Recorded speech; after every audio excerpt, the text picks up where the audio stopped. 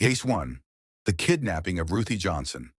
At 8:04 a.m. on June 15, 1961, Mamie Johnson walked into her daughter's bedroom and found something that would change Harlem forever.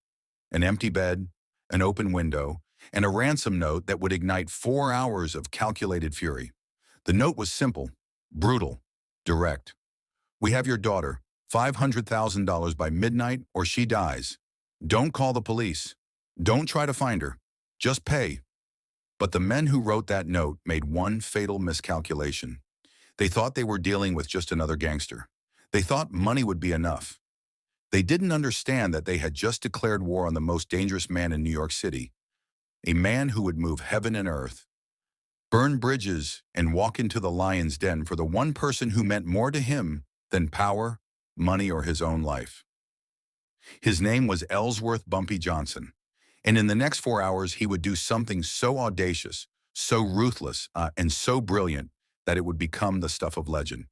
This is the story of a father's love in the darkest corner of America. This is the story of how one man mobilized an entire city, faced down the Italian Mafia, and rescued his daughter before the clock struck noon. This is the story of 4 hours that proved you can take a man's territory, you can take his money, you can even take his freedom, but if you touch his family, you have invited something unstoppable to your door. Before we dive deep into this incredible true crime case, I want to know, where are you watching from right now? Drop your city or country in the comments below. Let's see how far this story reaches across the world. Are you in New York, Los Angeles, London, Tokyo? Let me know. I love connecting with all of you. Now, to understand what happened on that June morning, you need to understand who Bumpy Johnson was, because this wasn't just any man.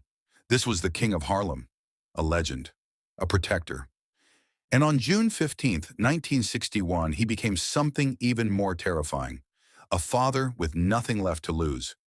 Let's go back to the beginning. Harlem in 1961 was a kingdom of contradictions. It was the Black Mecca of America, a place where jazz poured out of smoky clubs at 3 in the morning, where the smell of fried chicken and collard greens drifted from tenement windows, and where the sharp click of wingtip shoes on sun-baked pavement created a rhythm all its own. It was a place of culture, of pride, of resilience. But beneath the surface of the music and the laughter, Harlem was also a chessboard, and at the center of that board sat one man, Ellsworth Bumpy Johnson. To the police, Bumpy was a racketeer, a numbers runner who controlled the illegal lottery that kept half of Harlem's economy afloat. To the politicians, he was a problem they couldn't solve. But to the people who lived on those streets, who walked those blocks, who raised their children in those tenements, Bumpy Johnson was something else entirely. He was a protector, a shadow king, the man who kept the peace when the law wouldn't. Bumpy wasn't your typical gangster. He didn't flaunt his power with gold chains or flashy cars. He didn't scream or bully or throw his weight around. Instead, he moved through Harlem like a ghost, quiet, calculated, always 3 steps ahead.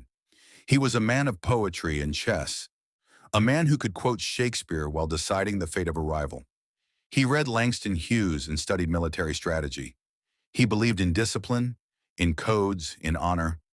And above all else, he believed in keeping his two worlds separate. On one side was the street, the numbers racket, the backroom deals, the bloody wars he had survived against Dutch Schultz and Lucky Luciano.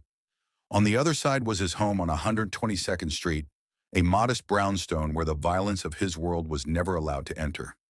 Inside those walls, Bumpy wasn't the king of Harlem.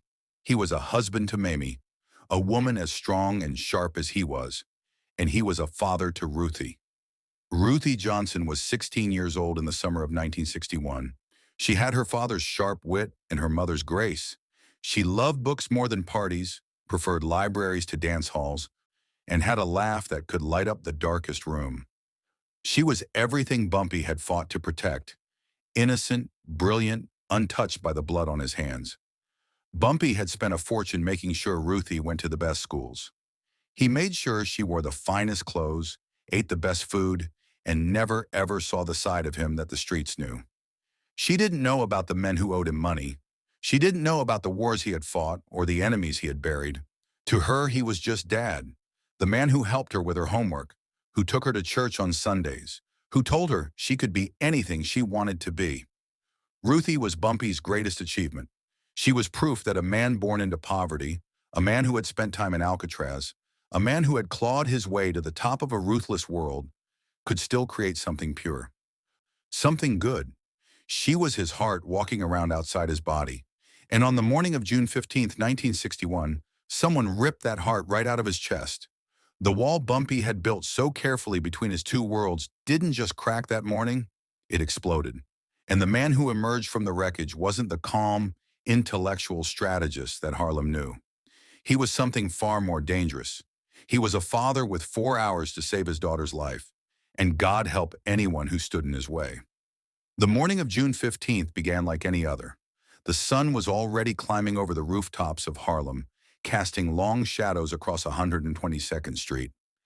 Inside the Johnson household, the sounds of a typical morning filled the air. The clinking of breakfast dishes, the distant hum of a radio playing gospel music, the smell of fresh coffee brewing in the kitchen. Mamie Johnson was moving through her morning routine, preparing to make sure Ruthie was ready for school. She walked down the hallway toward her daughter's bedroom, expecting to find the usual teenage chaos. Clothes scattered across the floor, textbooks piled on the desk, maybe Ruthie still half asleep under the covers. Instead, she found something that made her blood run cold. The room was perfect, too perfect. The bed was made with almost military precision, the corners tucked in tight. The curtains were fluttering gently in the breeze from the open window, a window that should have been closed and locked. The air in the room felt wrong, like the space itself was holding its breath. And there, resting on the pillow where Ruthie's head should have been, was a single sheet of paper. Mamie's hands trembled as she picked it up. She didn't need to read the whole thing to understand. The first few words were enough. "We have your daughter." The scream that tore from her throat was primal, jagged, a sound of pure terror that shattered the quiet of the morning. It was the kind of scream that only comes when a mother realizes her worst nightmare has come true. Bumpy was in the kitchen, a cup of black coffee in his hand, his mind already running through the day's business. But the moment he heard that scream, everything stopped. Time seemed to freeze for a heartbeat. Then he moved. He didn't run. Bumpy Johnson never ran. But he moved with the kind of predatory grace that came from a lifetime of reacting to danger. He was up the stairs in seconds, his coffee cup abandoned on the counter, his mind already shifting into a mode that most men never experience, the cold, calculating focus of a man preparing for war. He found Mamie collapsed against the doorframe, one hand clutching the note, the other pointing a trembling finger at the open window. Bumpy took the note from her hands. His eyes, usually as unreadable as stone, scanned the jagged handwriting. Every word was a knife twisting deeper into his chest. "We have your daughter. $500,000 by midnight or she dies. Don't call the police. Don't try to find her. Just pay." For one long, terrible moment, Bumpy Johnson didn't move. He didn't breathe. The note trembled slightly in his hand, the only outward sign of the storm raging inside him. Then slowly, deliberately, the note crumpled in his fist. The mask he wore, the calm, intellectual gangster that Harlem knew, shattered like glass. In its place was something ancient and terrifying. His jaw clenched so hard the muscles stood out like steel cables. His eyes went dark, not with rage but with something colder, something more dangerous. Purpose. He looked at the open window. He looked at the fire escape beyond it. He looked at the empty space where his daughter should have been. And then he checked his watch. 8:06 a.m. The clock was ticking. 8:06 a.m. Bumpy stared at his watch, and in that moment, his mind became a weapon. Most men in his position would have panicked. They would have called the police, or scrambled to gather the ransom money, or broken down in despair. But Bumpy Johnson wasn't most men. He had spent decades surviving in a world where hesitation meant death, where emotion was a luxury you couldn't afford, and where the difference between winning and losing was often measured in seconds. He knew the psychology of kidnapping better than any detective at the 28th Precinct. Kidnappers were cowards by trade. They relied on shock, on fear, on the desperate love of a parent willing to do anything to get their child back. But they also had a shelf life. A kidnapped victim wasn't an asset. It was a liability that grew heavier and more dangerous with every passing hour. If these men wanted the money by midnight, they were either amateurs who didn't understand the game, or they were overconfident professionals who thought Bumpy would simply pay and walk away. Either way, Bumpy knew the truth that the ransom note didn't say. Ruthie's real deadline wasn't midnight. It was noon, maybe earlier. Once the kidnappers realized that Bumpy wasn't going to play by their rules, once they understood that he was coming for them, they would panic. And panicked men made fatal decisions. They would either run, which meant disposing of the evidence, or they would dig in and prepare for a fight. Bumpy couldn't let it get that far. He had 4 hours, maybe less. 4 hours to find his daughter, bring her home, and make sure the men who took her never saw another sunrise. He turned to Mamie. She was still standing in the doorway, tears streaming down her face, her whole body shaking. She was one of the strongest women Bumpy had ever known, a woman who had stood by him through prison sentences, through wars with rival gangs, through the constant threat of violence that came with his life. But this was different. This was their baby. Bumpy placed both hands on her shoulders, his grip firm but gentle. When he spoke, his voice wasn't loud, but it carried a weight that made the air in the room feel heavier. "Stay here," he said. "Don't call the cops. If the phone rings and it's them, you tell them I'm getting the money. You keep them talking as long as you can. Do you hear me, Mamie?" She nodded, her hands gripping his arms like he was the only solid thing left in a world that had just collapsed. "Bring her back, Ellsworth," Mamie whispered, her voice breaking. "I don't care about the money. I don't care about the street. I don't care about any of it. Just bring our baby home." Bumpy looked into his wife's eyes, and for just a moment, the mask slipped completely. She saw the fear there, the raw terror of a father who might lose his child. But she also saw something else, a promise carved in iron. "I'm going to bring her home," Bumpy said, "and then I'm going to make sure this never happens again." He kissed her forehead, grabbed his coat, and walked out the door. The war had begun. Small's Paradise was the crown jewel of Harlem nightlife. By night, it was a place of music and laughter, where the best jazz musicians in the world played until dawn, where dancers packed the floor, and where the champagne flowed like water. But at 8:17 in the morning, it was something else entirely. A cavernous, shadowed hall that smelled of stale gin, cigarette smoke, and floor wax. Today, it was a war room. 37 men were gathered there when Bumpy walked through the door. These weren't just employees or casual associates. These were the elite of Bumpy's organization, the men he trusted with his life, the men who had proven themselves in the streets, in the back rooms, in the moments when loyalty was the only currency that mattered. There were the policy kings, the mathematicians who ran the numbers racket with precision and discipline. There were the enforcers, the muscle who handled problems that couldn't be solved with words. And there were the street spies, the men and women who knew every corner, every alley, every whisper in Upper Manhattan. When Bumpy walked in, the room went dead silent. They saw his face, and they knew. They had seen Bumpy angry before. They had seen him cold, calculating, even ruthless when the situation demanded it. But they had never seen him like this. He looked like a man who had already crossed into another realm, a place where the normal rules didn't apply, where mercy was a forgotten language, and where the only thing that mattered was getting his daughter back. He walked to the center of the room and threw the crumpled ransom note onto a table. It landed with a sound that seemed louder than it should have been. "Someone took Ruthie," Bumpy said. The reaction was immediate, a collective intake of breath, a ripple of shock that moved through the room like a wave. In the underworld, there were rules, unspoken but absolute. You didn't hit a man at a funeral. You didn't involve civilians who had nothing to do with the game. And you absolutely, under no circumstances, touched a man's family. To kidnap Bumpy Johnson's daughter wasn't just a crime, it was an act of suicide. "They want $500,000, Bumpy continued, his voice dropping to a whisper that somehow carried to every corner of the room. "They think they can use my blood to bleed me dry. They think they can threaten a child and walk away with their lives. They are wrong. He paused, letting the weight of his words settle over the room. Today, the rules are suspended. I want this city turned upside down. I want every informant, every junkie, every crooked cop, and every numbers runner talking. If someone bought an extra loaf of bread this morning, I want to know why. If a car was idling where it shouldn't have been, I want the license plate. If a stranger asked a question on a street corner, I want to know what they asked and who they asked it to. He turned to Junie, his most trusted lieutenant, a man of few words and decisive action. Junie, call the precincts. Talk to our people on the inside. Check the logs. See if any special orders came down from downtown. Someone might have seen something, heard something. Find it. He pointed to Willie, a man built like a freight train with the mind of a detective. Willie, get to the transit hubs. Penn Station, Grand Central, the bus terminals. Nobody leaves the island of Manhattan without us knowing about it. Put eyes on every exit.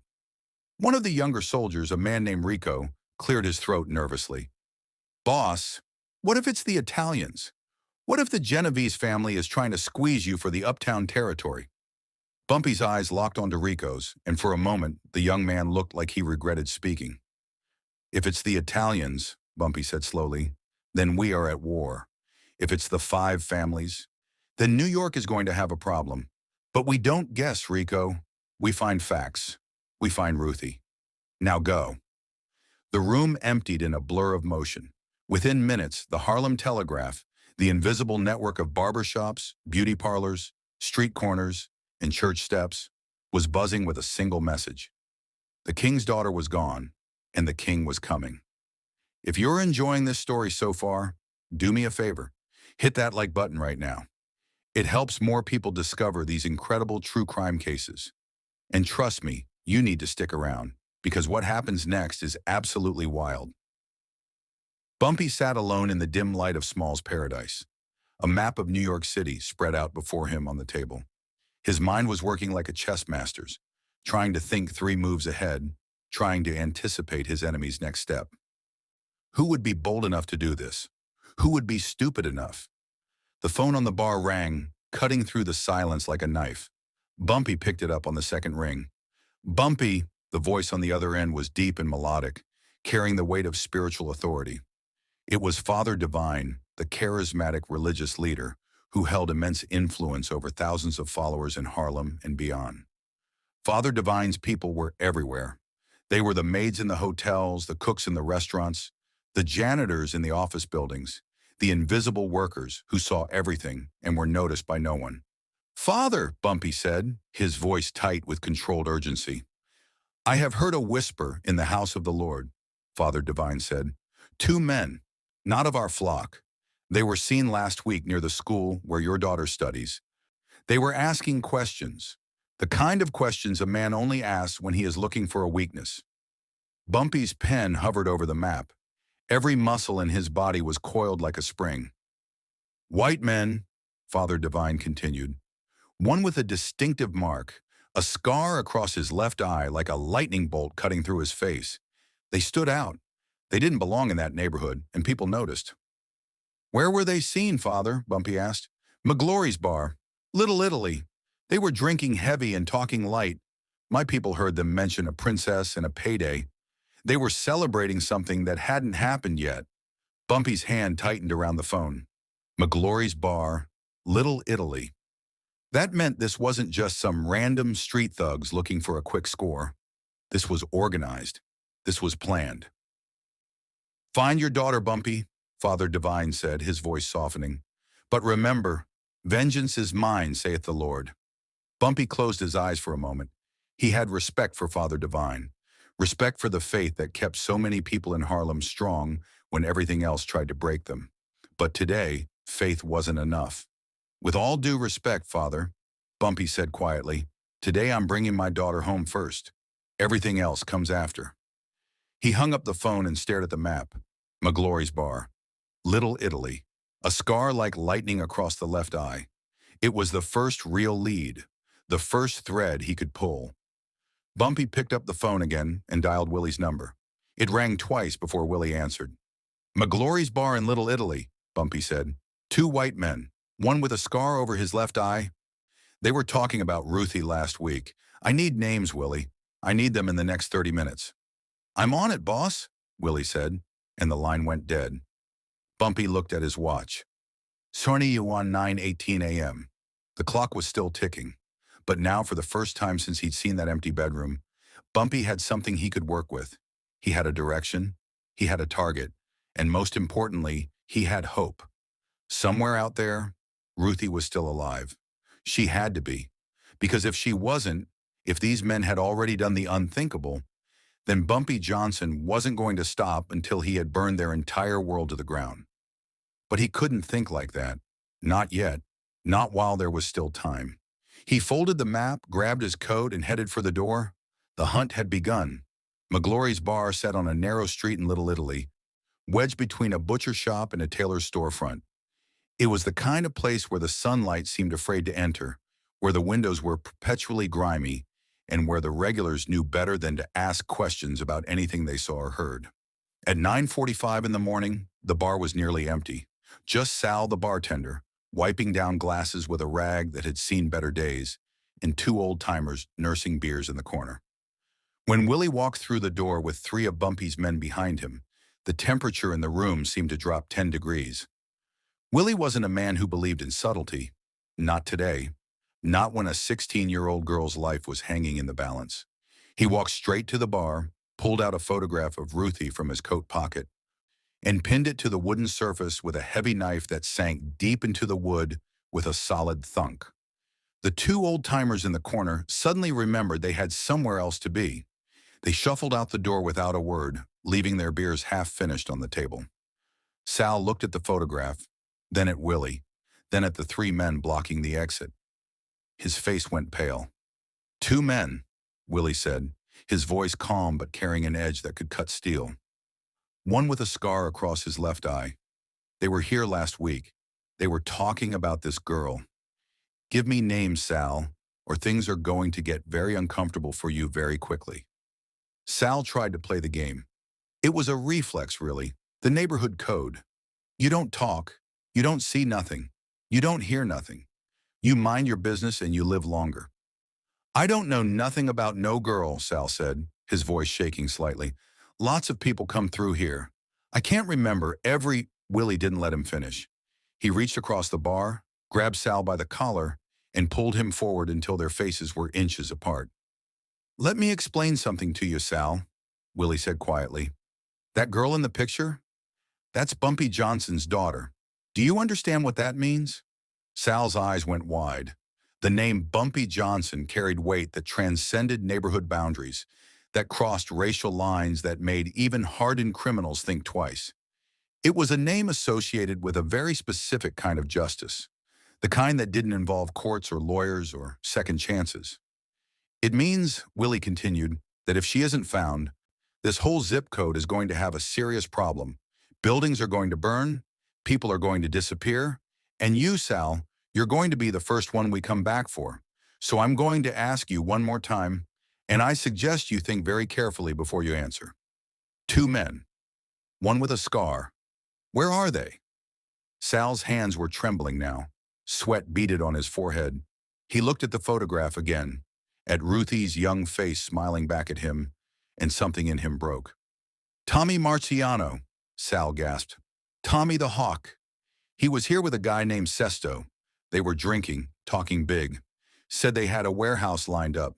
Said they were about to make the biggest score of their lives. Where's the warehouse, Sal?" "Red Hook, Pier Street, number 43. That's all I know, I swear. They didn't tell me nothing else. Please, Mike, I just pour the drinks. I don't get involved in this stuff." Willie released him and Sal stumbled backward, nearly falling over a stack of beer crates. Willie pulled the knife out of the bar, folded the photograph carefully, and tucked it back into his pocket. He looked at Sal one more time. "If you're lying to me, Sal, I'm coming back, and next time, I won't be asking questions." He turned and walked out, his men following close behind. By the time they reached the car, Willie already had the phone in his hand, dialing Bumpy's number. "Boss," Willie said when Bumpy answered, "I've got it. Tommy the Hawk Marciano and a guy named Sesto. Red Hook, Pier Street, warehouse number 43. There was a pause on the other end of the line. Then Bumpy's voice, cold and focused. Good work, Willie. Meet me there in 30 minutes. And Willie? Bring everyone. Quick question. What time is it where you are right now? I'm curious how many of you are watching this late at night or early in the morning. Drop the time in the comments below. Bumpy sat in the back of his Cadillac, the engine idling as his driver waited for instructions. The address was written on a piece of paper in his hand. Pier Street, Warehouse 43, Red Hook. But Bumpy didn't give the order to drive. Not yet. His mind was still working, still calculating, still playing the chess game that had kept him alive for decades. Tommy the Hawk Marciano was a bottom feeder, a leg breaker who collected gambling debts and did small-time enforcement work for whoever paid him. He wasn't smart enough to plan a kidnapping of this magnitude. He didn't have the connections to know Ruthie's schedule, to know which window led to the fire escape, to know exactly when to strike. Tommy was a tool, and every tool had a hand that moved it. Someone bigger was behind this. Someone with resources, with intelligence, with a reason to come after Bumpy Johnson. Bumpy picked up the car phone and dialed a number that wasn't listed in any directory. It rang 3 times before a nervous voice answered. Murphy, Bumpy said. Detective Murphy was a cop at the 28th Precinct whose mortgage payments, car payments, and children's private school tuition were all funded by Bumpy's numbers operation. He was a man caught between 2 worlds, and today he was about to find out which world he valued more. Bumpy, Murphy said, his voice tight. I heard something happened. I'm sorry, I need the truth, Murphy, Bumpy interrupted. And I need it in 30 seconds. Is Vito Genovese making a move on me? There was a long, heavy silence on the other end of the line. Murphy knew that if he lied and Bumpy found out, he was a dead man. But if he told the truth and Genovese found out he'd talked, he was also a dead man. He was standing on a tightrope, and both sides led to a very long fall. He chose the side that was currently more dangerous. There's been talk, Bumpy, Murphy whispered, his voice barely audible. Genovese has been in meetings. He's tired of the Harlem situation. He wants the whole pie, the numbers, the policy banks, everything. But he knows he can't just roll in with guns blazing. That would start a war, bring too much heat from the feds, too much attention. So he figured he'd break me first, Bumpy said, his voice flat. Yeah, Murphy admitted. Word is, he thought if he had your daughter, you'd sign over the territory just to get her back. He figured you'd choose family over business. He was counting on it. Bumpy's jaw tightened. So this wasn't just about money. This was about power. This was about Vito Genovese trying to take Harlem without firing a shot, trying to use Bumpy's love for his daughter as a weapon against him. It was smart, calculated, ruthless. It was also the biggest mistake Vito Genovese had ever made. Where is he right now? Bumpy asked. The Bronx, Arthur Avenue, his social club. He's there every morning for his espresso, holding court like he's some kind of emperor. But Bumpy, listen to me, don't go there. He's got 20 guys with him, maybe more. It's a fortress. You walk in there, you're not walking out. Where's the warehouse, Murphy? Red Hook? Pier Street, number 43. Is that real? Yeah, it's real, Murphy said. Tommy the Hawk has used that place before for shakedowns. If they've got your daughter, that's where she is. But Bumpy, you need to understand. If you move on that warehouse, if you take out Genovese's guys, this thing is going to explode. The whole city's going to go up in flames. Then let it burn, Bumpy said quietly. Bumpy, I appreciate the information, Murphy. Keep your head down for the next few days. Things are about to get complicated. Bumpy hung up before Murphy could respond. He looked at his watch. 10:28 a.m. He had the location. He had the names. And now he knew who was really behind this. Vito Genovese thought he could use Ruthie as leverage. He thought he could break the king of Harlem by threatening his family. He was about to learn just how wrong he was. Bumpy leaned forward and spoke to his driver. The Bronx, he said. Arthur Avenue, Genovese's social club. The driver's eyes went wide in the rearview mirror. Boss, that's... I know what it is, Bumpy said. Drive. The Cadillac pulled away from the curb, heading north toward the Bronx. Bumpy Johnson was about to walk into the lion's den, and he was going to make sure the lion knew exactly who he was dealing with. 11:15 a.m. The drive from the Bronx to Brooklyn was a blur of speed and silence. Bumpy sat in the back seat, his eyes fixed on his watch, watching the seconds tick away like drops of blood falling from a wound. Red Hook was a different world from Harlem or the Bronx. It was a place of rust and salt air, where massive shipping cranes loomed over the waterfront like prehistoric beasts, and where abandoned warehouses lined the streets like tombstones in a graveyard of industry. Warehouse 43 on Pier Street was a hulking structure of soot-stained brick and broken windows. It looked abandoned, forgotten, but Bumpy could see the signs of life. A faint wisp of cigarette smoke drifting from a side window, a black sedan tucked behind a stack of rusted shipping containers, fresh tire tracks in the dirt. Bumpy gathered his men in the shadow of an alley across the street. "Listen carefully," he said, his voice low and controlled. "This isn't a hit. This is a rescue. My daughter's in there. That means no wild shooting, no grenades, no mistakes. We go in fast, we go in smart. Willie, you take the roof. Junie, you cover the back exit. I'm going through the front. If you see the kidnappers, you do what needs to be done. But you watch your angles. You watch your fire. Understood?" Every man nodded. They weren't just following orders. They were on a mission to bring home one of their own. 11:31 a.m. Bumpy moved through the front entrance like a shadow, his footsteps silent on the concrete floor. The interior was a maze of wooden crates and steel beams, lit only by shafts of dusty sunlight filtering through the broken windows above. From somewhere on the second floor, he heard voices. Laughter, cruel and careless. "Come on, Tommy, let's just finish this," one voice said. "The old man ain't coming. He's probably halfway to Chicago by now." "Shut up, Sesto," another voice replied. Deeper, rougher. "Vito said we wait until after the money drops. It's about sending a message. You don't just take the money, you take the hope." Bumpy's heart was pounding, but his hands were steady. He climbed the metal stairs, each step deliberate and silent. He reached the landing and saw a sliver of light coming from behind a heavy wooden door. He signaled to his men. 1, 2, 3. The door exploded inward. The room was exactly what Bumpy had feared and expected. Ruthie was tied to a chair in the center, her face bruised, her eyes wide with terror. Tommy the Hawk stood near her, and two other men, Sesto and a nameless thug, were across the room. Everything happened in seconds.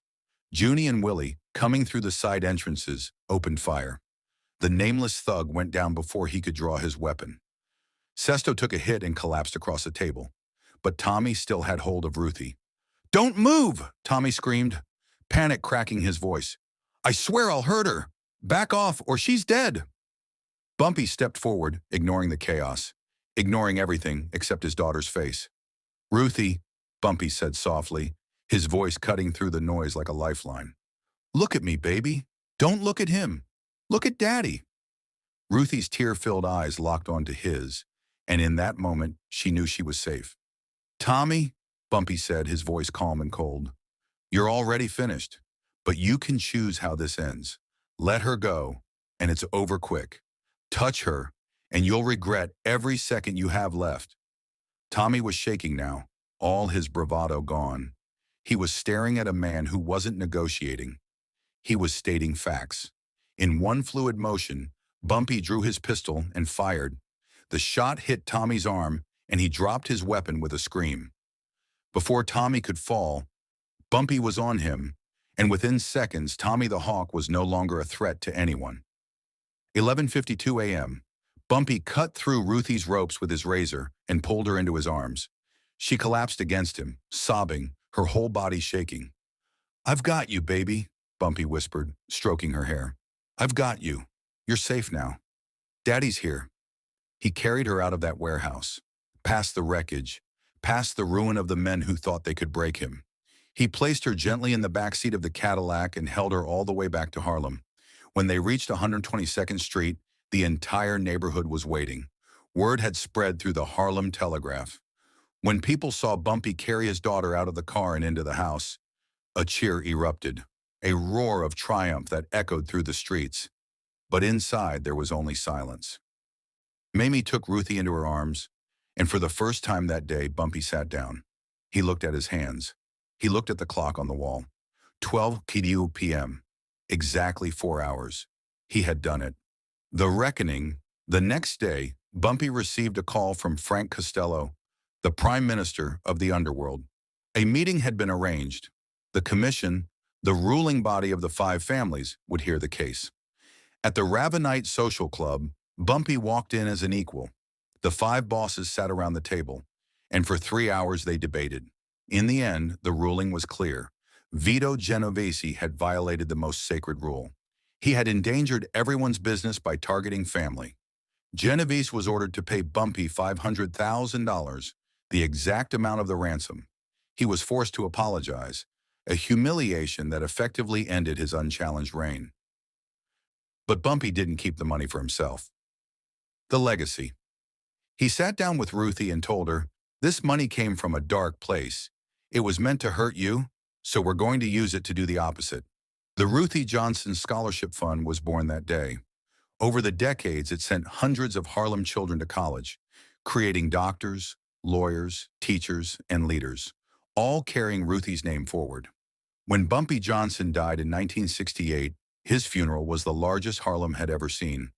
But his true legacy wasn't measured in fear or power. It was measured in the quiet success of every student who graduated because of that fund. Every life changed because one father refused to let darkness win. On June 15, 1961, Bumpy Johnson proved that you can take a man's territory, his money, even his freedom. But if you touch his family, you've invited something unstoppable. The greatest power isn't the fear you inspire. It's the lengths you'll go to protect the people you love. So here's my question for you. What would you have done in Bumpy's position? Would you have called the police, paid the ransom quietly, or done exactly what he did? Drop your answer in the comments below. And hey, how's the weather where you are right now? Sunny? Rainy? Snowing? Let me know. I love hearing from all of you around the world. If you made it this far, thank you for watching. Hit that like button, subscribe if you haven't already, and check out the next video on your screen. This is Letters of Bumpy Johnson, and I'll see you in the next one.